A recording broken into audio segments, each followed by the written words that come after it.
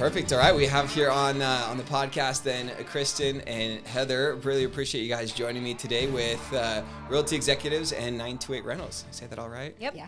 Yes. Perfect. Yes. Perfect. And no, exciting times as we hit here June in the Flagstaff summer. Gorgeous weather out there, but lots shifting in the market. And I know that you guys want to talk first. I've had a lot of real estate agents and realtors here on the podcast talking about the home sales and market shifts, but not a lot of people talking about what's happening because you focus solely on long-term rental, right? Yes, correct. Building the base of housing inventory in Flagstaff. We're not pulling inventory for the second homers and the Airbnbers. So talk to us from an ownership standpoint, are you seeing a lot of owners still doing quite well here with long-term rentals, or has that started to shift? Or talk to me through that market. I mean, I think the ones that have been in it a long time are still fine because they have lower interest rates. Some of them, or I would say a majority of them, have their houses paid off at this point. Really? Because they've had them we've been managing a ton of them for the past 20 years. Okay. So they've had them a long time. So yes, those people are still in the game. Gotcha. So. Okay, let me back up then maybe a little bit here. So now you've been managing them for 20 years. I myself, 16, my business partner, 22 plus. Okay. Yeah. How did you get into it? I graduated college here. I started in an apartment complex, trying to figure out what the next step here was in Flagstaff, which was really hard because it's hard to find a good job here, right? And so I saw this ad for an assistant. I applied for it. And once I started working with Matt, then ever since I've been working with him, and I became a business partner, after like 6 years in. So. Okay. Gotcha. Yeah. Quick work on that. And then Kristin, how long have you been doing it? So I will be 5 years this year, but I've been in Flagstaff almost 40 years. And it's funny because when she first got into it, and every time I pass it, because I live out in Doney, every time I pass it, and I don't even know how this idea even came in my head, but the canyon tours, like the huge rafts that they go and do, I don't know why I thought that that's what she was doing, the way she was explaining it. I actually applied there too once. And maybe that is where I even got it. But every time I was like, okay, that's weird. And then like knowing Matt and working with Matt and everything, it wouldn't be too weird to know the relationship there. But I was in health insurance for several years. And then she kept, mentioning it, and she is my sister-in-law. So that is kind of how we were even talking about it the whole time. Yeah. But oddly enough, I had gotten out of health insurance in March of 2020, right before everything hit and totally shut down. So I studied and just took the entire summer to do it and got licensed right away. And August 2020, I joined their team. So I think she just started hanging out with us in the office, coming around all the time. And we were like, well, I mean, do you want to just work here? And she just started working. I love it. That's great. And and what's interesting too, and I love how you got pulled into that to where I think a lot of people, whether it's, and not that we're trying to sell people on the profession of it, but more so from an ownership standpoint, a lot of people are fearful of property management. Like they start thinking like, oh my gosh, like I make fun of, a lot of our financial advisor friends in town where they're like, invest your money with me because you never get a roof leak, or you're never going to have a call to fix the plumbing or something. And you're like, different asset classes. Let's talk through it. But how have you then? So at this point, you're both fairly calloused to that. What do you think people's biggest fears are then of having their property managed? Yeah, I mean, everything really. But the way we do things is do everything as if you would have to explain it to a judge, right? So you make sure, we double check everything. That's why it's good that we have a team of 4 of us to make sure we, after somebody does something, we check it to make sure everything is right. But yes, I think the biggest fear people have is, are their properties going to be taken care of? What if something happens? What if there is a leak? But we have such good people in place that when that thing comes up, any leak or anything, we're right on it. So we get it taken care of. It's not like we're sitting there 6 months, oh, we'll get to it. No. And I think we're all such perfectionists that the minute something happens, we want it taken care of and off our plate because I don't want things lingering. Yeah. I think to add on to that too, as much as in real estate sales, it's important to have your team set and know who you trust. Yeah. It's just as important in property management to know the vendors that are going to give us a fair price, do excellent work, and make sure that they're being, the properties are being taken care of just as if the owner were still in them. So. Yep. Yeah, and I love good old Gary in your office had mentioned, I love that when you said at the end of the day, a realtor, their number one value is managing risk, right? And at the, I see it very much in the property management as you describe that, right? Of just saying, okay, we want a healthy, happy tenant. We want a up-to-date, communicative, or and profitable owner, and that we're managing all that risk, and that you do have to have your teams in place. You do have to have the professionalism. I think a lot of people don't understand that. And I see a lot of casualness, and I'm sure you guys see this as well, right? Is there's a lot of casualness in it, like a real estate contract or even in a lease contract. Like I've had self-managed, don't judge, self-managed a few of my rentals, and I've had some horrendous situations where someone just decided to assume. It's like, well, page 3 says, this is my performance, this is your performance, and that you do everything you can just to make sure everyone, how much do you have to handhold in this day and age of people not understanding that performance aspect? Our lease is a good, 8 to 10 pages long.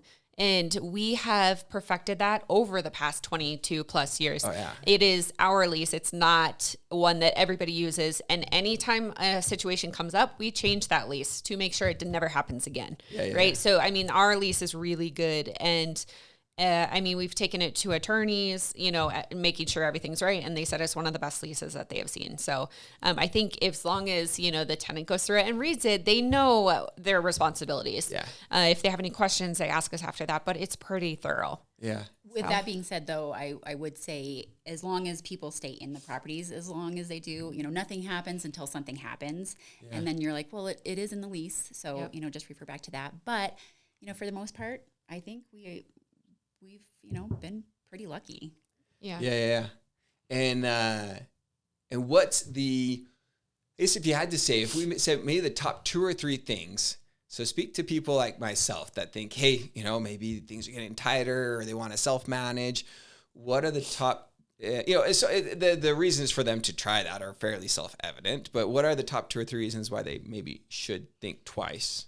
I would say I wouldn't do it, to be honest, because there's just so much liability. And if you don't do this on a daily basis and you're not keeping up with the laws and the rules, I wouldn't do it. There's just too much liability. Something could go wrong.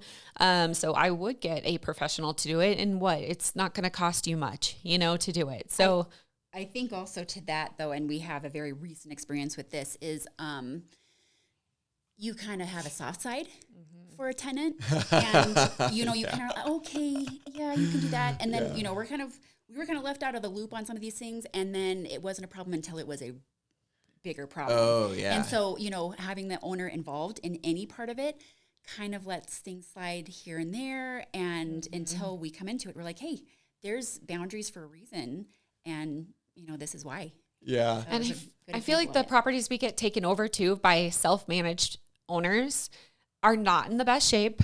They've been taken advantage of, and that's why now they're finally going to a property manager because they don't want to do it anymore. It's been a headache for them. So they come to us, and then we have to clean up what has already happened in their property in order to start a clean slate and make sure everything is good for the next one moving forward. There's a big argument for that. So, and that's where, if you look at, because we are comfortable saying that, like long-term rent is a percentage of lease that's typically charged? Yes, correct. And of the monthly rent. Okay, yes. Of the monthly rent. Yeah. And so what is that typically for long-term? Typically, it's around 10% collected rent. Okay. Yep. And so you look at that and say, okay, like if you then go 2, 3, 4 years of tenants where you didn't collect that little extra security deposit because they really did some damage, or they did, and kept up on the property, and some of those, and then deferred maintenance occurs, and those, that can rack up. Plus, you're charging under market rents. I always find that I'm charging under market rent. I'm too nice of a guy.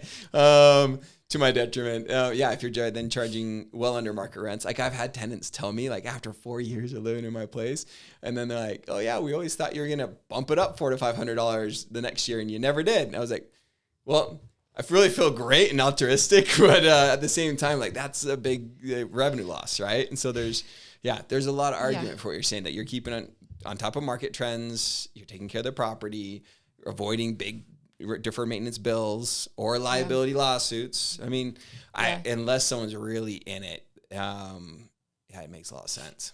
Yeah, I will say too, though, the agents and people that are not doing property management on a daily basis, and they're selling houses to these buyers and just throwing numbers out there for what they can get on rent. And that is also a big concern, because then those buyers, they're already under contract or about to close, and then they come to us and say, our agent told us they could get this much for their rent. And we're like, no, I'm sorry, but that's not right. Our market for rent is softening. It went up during COVID, but it is starting to come down again. Yeah. So I would say that's the biggest, is at least you call us for advice, and we'll tell you kind of what the rent ballpark would be, sure. Instead of just throwing a number out there and then your buyer being mad at you at the end. Yeah.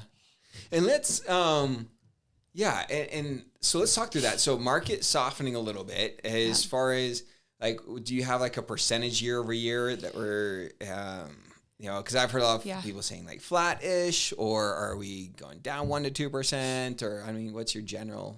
I mean, during COVID, the rents were going up $200 to $500. And then after COVID, now they're starting to drop. So I that's would like a say double-digit year-over-year increase. That was huge, the biggest we've ever seen. Why was that happening?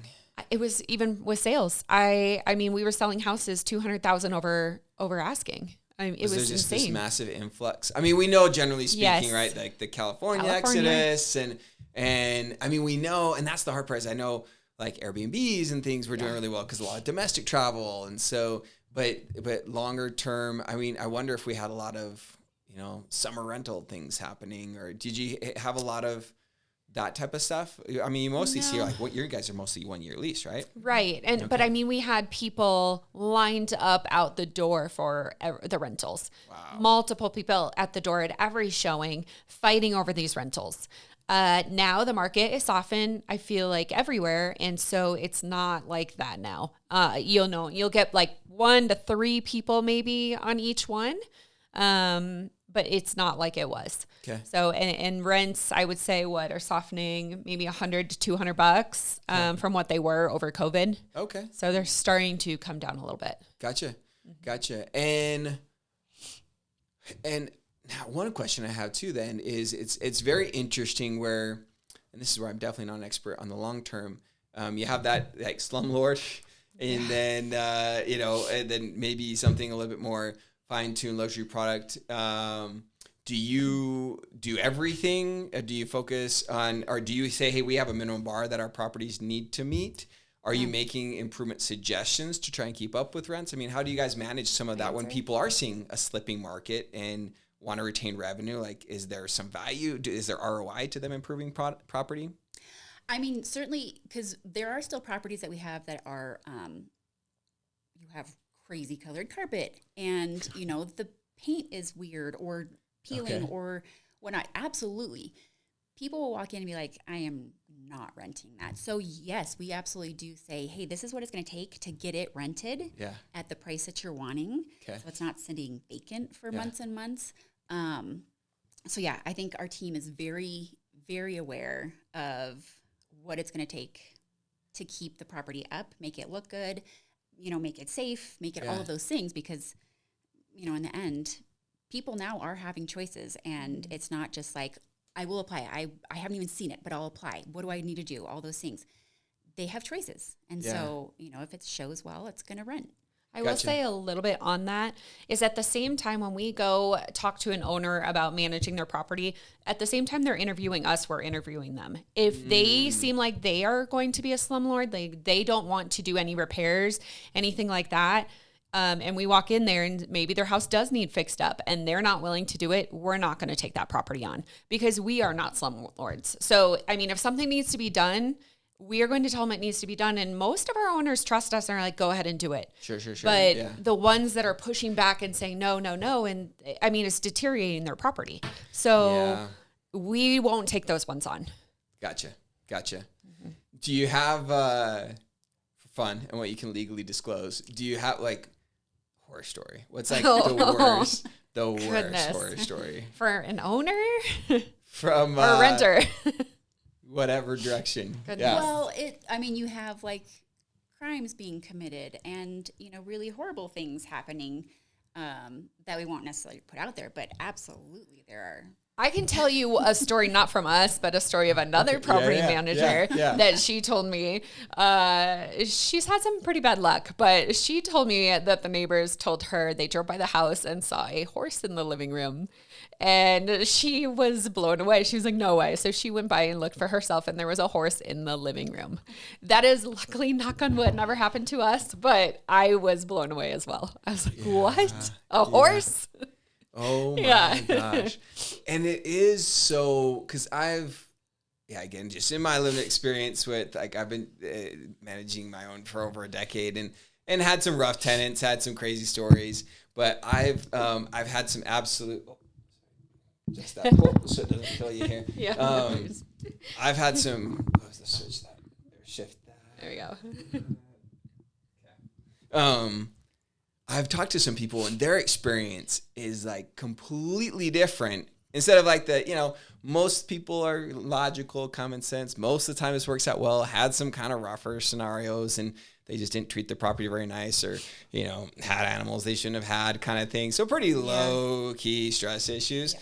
Whereas then I've talked to one client of mine who has had like the craziest people, and I don't know if it's just like what is it in the universe, but she's had the wildest people and law issues, never want cops coming in your place and all sorts of just like flat out lying to you, not paying you, destroying your property. Like it can be horrific. And that's where I think again and I believe, I don't know what correct me if I'm wrong, like 90% of the work of a property manager, I think, is done at that point of qualification. Correct. Yeah. You get the right person in, and you're not going to win every time. You can only see so much on an application, right? And verifications. Correct. Because all this, we have a very thorough application process, I feel like, because that's where it starts and you don't want to put the wrong person in. So, it's extensive, all the checking that we do.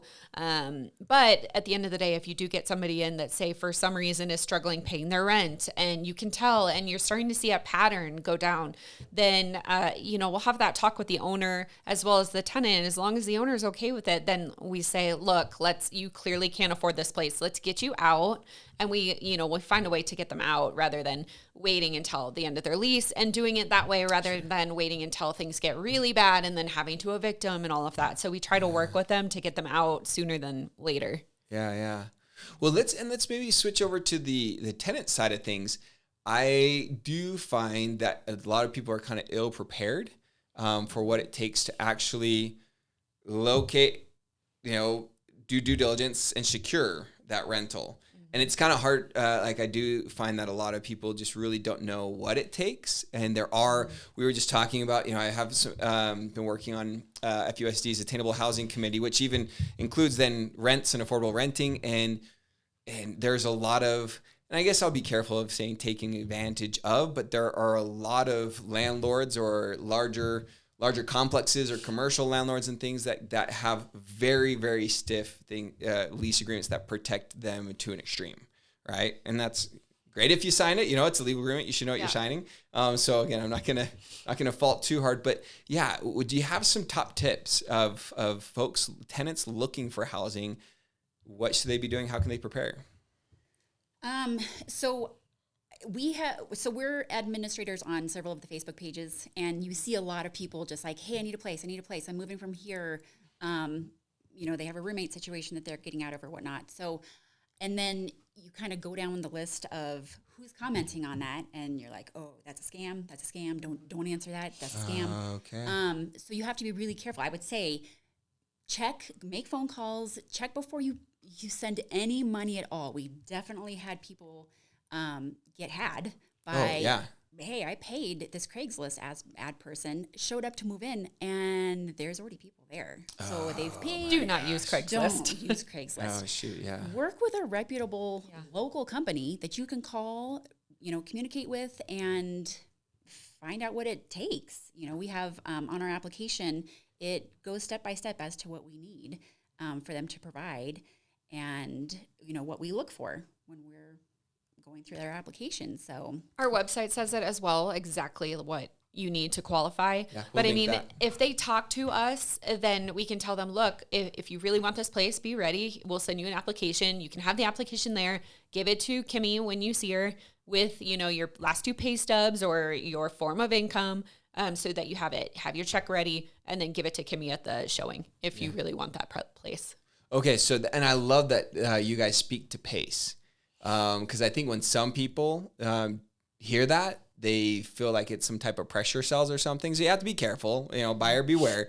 But I think a lot of times it's an honest, fill out to where, and at least, and I've dealt with on my end where it's like someone calling like, okay, we'll maybe come by and see it. You're like, no, this will be gone. Yeah. Like, and so that's where I love that you guys speak to that. Cause I think a lot of people come in thinking, even though, like you say, rents are coming down a little bit, that doesn't mean that you're going to have 2 weeks to think about whether you want rental A or rental B. Correct. Yes. Yeah. Cause some of them are they going like, if they're priced right, yes, they are going fast. okay. It for the owners that are like, let's just try this amount, see if we can get it. Some of those sit longer than most, and then we have to have a conversation with that owner. Hey, look, like we're not getting much action on this property. We need to lower the rent, and then once we are at that right price, then it goes pretty quick. Yeah. So again, from a tenant standpoint, if you want something more competitively priced, you need to know that you might have to move quickly. Correct. Like have your ducks in a row. Yep. What type of verifications are fairly standard that a tenant should be ready for? Definitely employment, right? Your rental history. Okay. So if you've only been there a year, last 2 places. Okay. What else? So we ask, I think another thing that tenants kind of go through too is like, again, we kind of talked about, I'll take it. I don't even need to see it. We really want people to see the properties. Yeah, for one. Number one, yeah. like know the neighborhood, know the house, because you get into it and then they're like, well, I didn't know it had this. Yes. And we're like, okay, we go through this, and we've stopped doing like, for the most part, video tours and whatnot. Let me just send it to you. We want people to see it. Right. Step one. Sight unseen is not good. Yeah. Yeah, no, I know we dealt with that a lot in the pandemic years of real estate and things moving so fast, but that you had a high rate of sight unseen offers being canceled because it's like thousands of data points that your mind checks off when you just walk through a place. Yeah.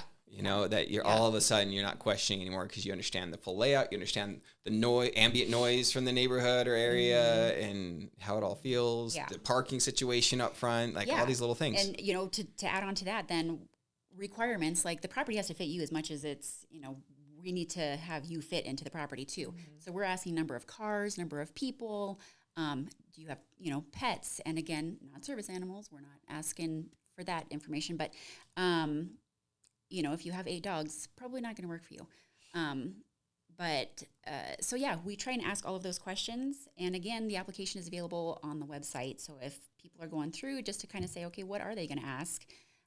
Right there for you. And then Kimmy is so amazing.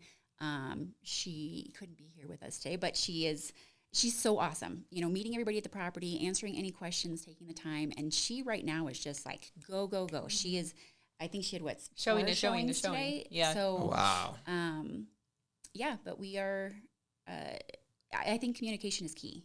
Call and ask the questions. Well, and I think that's where the professional property management aspect is, and I see that in my own lending business, is the value that I add to someone is asking the question that they're not asking. Right? Of like, hey, you just drove up in a commercial truck. Does your boss have you drive your HVAC truck home every night? Oh, they do. Yeah. Well, this little townhome neighborhood, not gonna fly, right? They don't allow you to park that here, right? Yeah. And so that's where then fast forward, no one asked that question, and you have a tenant with their vehicle that can't park in the place, right? And so, or even that, I know the Railroad Springs, that even those, because they built all those, the new townhomes with only 2-car garages, and you have a ton of students there. And there was even issues in the neighborhood with like the parking all the way up in the neighborhood, and some resident there pulling, not know what's going on and pulling a gun on some student. Like there was some extreme examples. So it's like, okay, these can escalate if it's just like, but the simple thing of a professional being able to turn this the right direction, and you're just eliminating massive stress and issues. Yeah, and on both sides of that, like we're asking the questions because we are trying to also protect you. If you're saying that you have 1 car and then all of a sudden 3 cars are there and they've gotten towed, like, hey, you told us you had 1 car. And especially, when we have the ordinances. Don't lie on your application. Don't lie on your application. There you go. Fair enough. For sure. We will find out. So don't lie on your application. That always comes out. Always comes out. And I tell my kids that too. It doesn't matter if it's 5 minutes, 5 years, 5 decades, whatever it is, it will come out. So just be honest with it, because we are trying to protect you as much as, we're trying to protect the owners and all the other things too. Like we that's want the your funny car thing, towed, and not that stinks. it's not that it's too small town Flagstaff, but we had the funniest situation because we were like, no, we want our properties to stay really nice and clean, so we're not going to allow pets. And then we drive and live in these neighborhoods, and my wife's like, hey. I think our tenant's walking a dog. Yeah. It's not just the neighbor's dog, like the 5th time you see it, kind of thing. That dog's just visiting. That dog's just visiting. Yeah, I dealt with that one. Not their dog. I'm like, That's why you can't really say no pets, because they sneak them in. So you say some pets okay, so that we can see what you have, because the minute somebody says no pets, and then you'll see a cat laying in the window. So you just got to be honest. Otherwise, you might get kicked out. No, it's know the performances, and that's the idea. Is like there's a right place for you, right? And don't try and it's round peg square hole kind of situation. If you think this is gonna be great for you, but you don't adhere to all the rules or the neighborhood or something, like that's where I've learned. In the real estate aspect and the resale business, like it's blown me away how many super intelligent people I've spoken to that do not know their HOA, CCNRs. And it's like, that's the bottom line, is you can complain about how much you don't like it, but it's just telling the cop how much you don't like the speed limit there. It's like, but you broke it. And so you're on the wrong side of this. You signed and agreed to this. This is laws of the land kind of stuff here, right? And so you can complain all you want, but it's there, right? And so it's like, okay, you can... from a tenant or owner standpoint, like know what you're getting into. Right. Yeah. So. Yeah. I mean, because you could get HOA violations, the tenants could, for something as well. And the main thing we see is weeds. It's like weeds or trash cans. Those are the 2 big ones. I mean, I remember managing this property, and the HOA circled 1 weed in the yard. 1 weed. I was like, you've got to be kidding me. A lot of people have been in those. I was in one of those neighborhoods where a certain individual that just needed to create purpose in life. Yes. We actually were making jokes with the board, because I was on the board, and then all of a sudden, this particular individual was going really off the deep end, and I was like, other people started to feel really aggressive towards that. I took it very, sarcasm is my second language. And I was like, we just need to create like a scavenger hunt. Like we need to give, John Doe some purpose in life and let him see how many violations he finds. Because, he just is looking for purpose. Yeah. We just had a bird feeder. Oh, we're like, those poor people just want to see a piece of the bird. No. They just want to feed the birds. Yeah. So, I mean, it's little things. Apartments are a big thing, too, as far as... Apartments are huge. With anything on your deck. So, know what you're getting into and what you're going to be allowed to do. Yeah, which that's sad because, those, it's like they have this patio outside and they can't use it because they're not allowed to have anything on it. Like even chairs or anything? It's like they have gotten it for a table and chairs before, but it just depends on what it looks like, really. But like other than that, you can't have anything else. We just had one for 1 bucket of paint, I think, outside their door. And so that got taken away. Oh, gosh. But, yeah. Yeah, no, I've seen some petty things. Yeah. One particular no company plans, nothing. Who would send they would send a paragraph to me of like the general violation code, but they wouldn't, and just say you're in violation. And I'd be like, I don't even know what you're talking about. Like, how can I correct the tenant? Like, I'm not even knowing. Like, they'd send like the paragraph on like what can be on a deck. And I'm like, well, what is on the deck? Yeah. What's and They need to do like a side. picture comparison where it's like, what's in this picture that's not in this picture. Yeah, or something. I yeah, like like when I know what it is. I like when they circle it because then I'm like, Yes. okay, it's that. or first send me a meter. picture if you're doing the Yes. walk. Send Do me the a picture. Yeah. Otherwise, So we you're can like, have, did you really see something? Yes.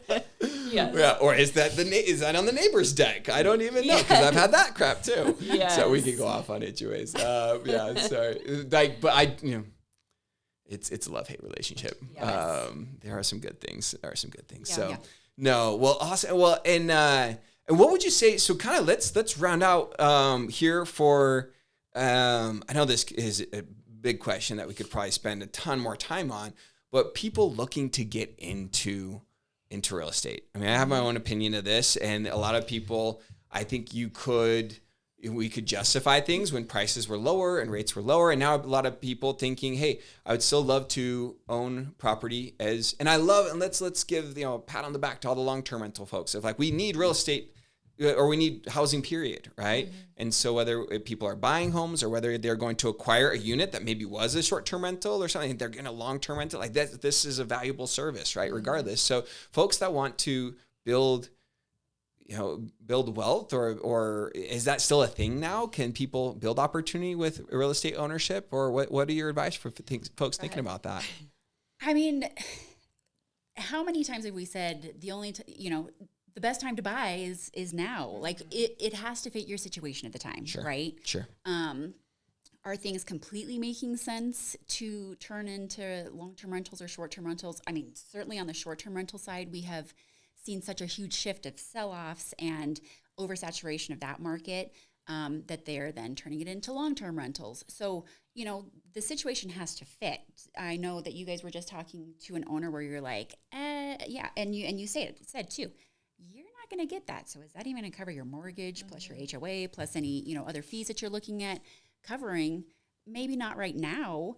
So it just depends on the situation, but you won't know unless you start asking those questions to the right people. Yeah, I mean, they don't want to be upside down when they're buying these houses. So you just got to talk to them and see if it does make sense or what they're trying to do with that real estate. Yeah. I mean, obviously, if somebody's buying with cash, then it's fine, then you're getting your rent. But if they do have a mortgage, you got to make sure that they're going to get that rent or, what their situation is. Definitely. So I love that. And then to make sure and emphasize that you guys do resell as well. And so you'll consult on just the rental or the management aspect, but you also help with resell. And can then be one-stop shop if folks are coming to you on it all. But then, and it's, and I think that's so important what you said. Hopefully folks really caught that is that it's big picture. Right, that you really had to start thinking big picture and understand the levers that are being pulled. Right, like because back in the day, you bought a lived down in Phoenix, bought a Airbnb here or a second home for 10% down, had a super low rate, and decide it's not we're not there anymore. Let's turn it into a rental. That scenario of now doing a low down in the market and depending on where you are, and I think that a lot of folks there's that line of like what 80% of businesses fell within the first 3 years, and I think a lot of folks need to see. Real estate is entrepreneurial like that, right? Where is your home? What type of condition is your home in? Are you competing as are you a good competing product as far as the value that your home is and location and condition and competitive pricing? Or are you stepping up to, you're not really competing. You have this high, it's just like if a restaurant opened up and had tons of high costs, and and they're up against a gun, it's just maybe not going to work super well as far as covering those costs. And same thing, if you have a lot of debt with a higher interest rate right now and you're not a super competitive product, right? Something's got to give here, and you can get strategic, right? And I think there's a lot of creativity in real estate, where you can get strategic on things and kind of figure it out. And even if you are financing and doing a higher rate, well, you find a really cool niche property or things that work out, or converting to a duplex. And I think there's going to be.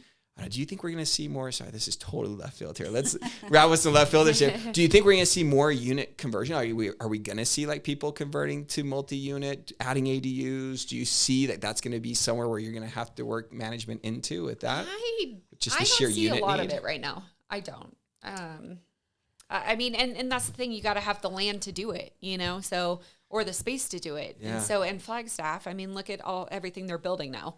There's like the lots are so small.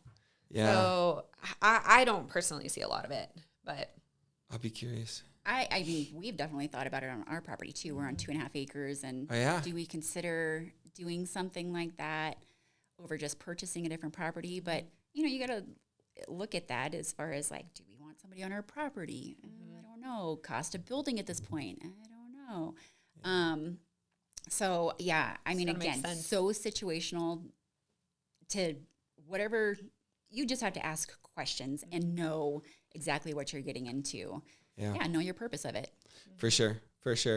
Well, and I love, again, decades of experience here. So I highly encourage people to connect with you guys when they're thinking, and that people don't do that enough. I think like they're like, oh man, I'm going to throw $150,000 into remodeling my property and then decide I really want to sell in 2 months. So, you know what I'm saying? It's wild that people just don't consult professionals that could actually give you some pro formas and ideas and hey, just saw someone do this and do it well, or just saw someone do this and misstep, because you guys are dealing with that every day. And I kind of just dealt with that as well. I sold a property not too long ago, and the whole house was dated, but great location, big lot, perfect location of what he wanted, right? But he could have moved in that way. Could have and done things over time. But he wanted to gut the whole place and remodel the entire house.